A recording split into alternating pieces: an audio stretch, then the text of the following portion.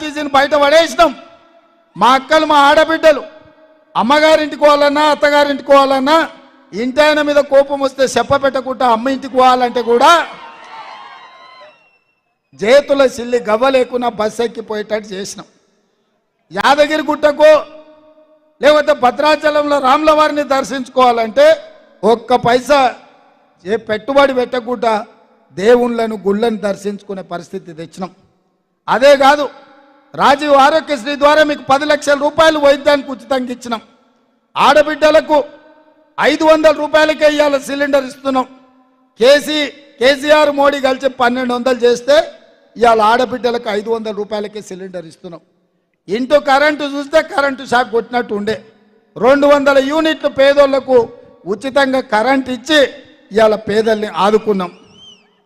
అదేవిధంగా పేదవాళ్ళకి ఇండ్లు కట్టుకోనికే 4,50,000 ఇండ్లు 22,500 కోట్లతోటి రాష్ట్రం నలుమూలల ఇందిరమ్మ ఇండ్లు పేదోళ్ళు కట్టుకోనికే 5 లక్షల రూపాయలు ఇవాళ ఉచితంగా ఇస్తున్నాం. 30,000 నిరుద్యోగులకు 3 నెలల ఉద్యోగాలు ఇచ్చినాం. బీసీల జనాభా లెక్క కట్టి వాళ్ళ జనాభా ప్రకారం నిధులు ఇవ్వాలి, వాళ్ళ జనాభా ప్రకారం రిజర్వేషన్లు ఇవ్వాలి అని ఇవాళ బీసీ జనాభా మనం లెక్క కట్టినాం.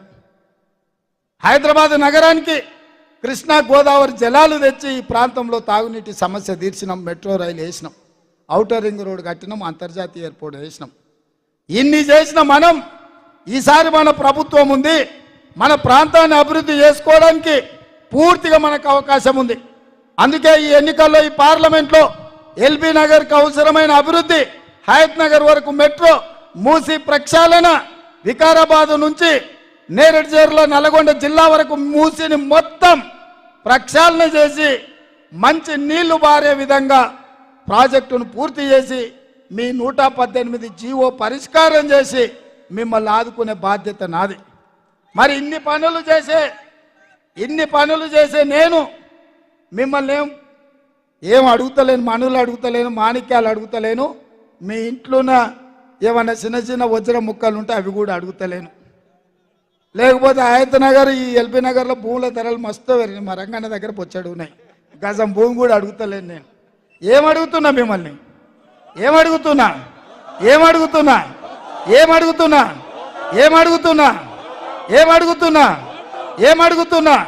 ఎవరి కోసం? అక్క కోసం. ఎవరి కోసం గట్టిగా చెప్పాలనా, ఇంపియాలి కదా. ఇవాళ మీ అందరినీ అక్కకు అండగా నిలబడండి, మీ తరఫున కొట్లాడుతుంది, మీ తరఫున పనిచేస్తుంది. మన ఎల్బీ నగర్ని అభివృద్ధి చేసే బాధ్యత నాది. అందుకే మిత్రులారా, అక్కకు ఓట్లేసిన వాళ్ళందరూ చేయి పైకెత్తుర్రి, మొత్తం మా అక్కలు కూడా ఎత్తాలి. జై కాంగ్రెస్, జై కాంగ్రెస్, హస్తం గుర్తుకే.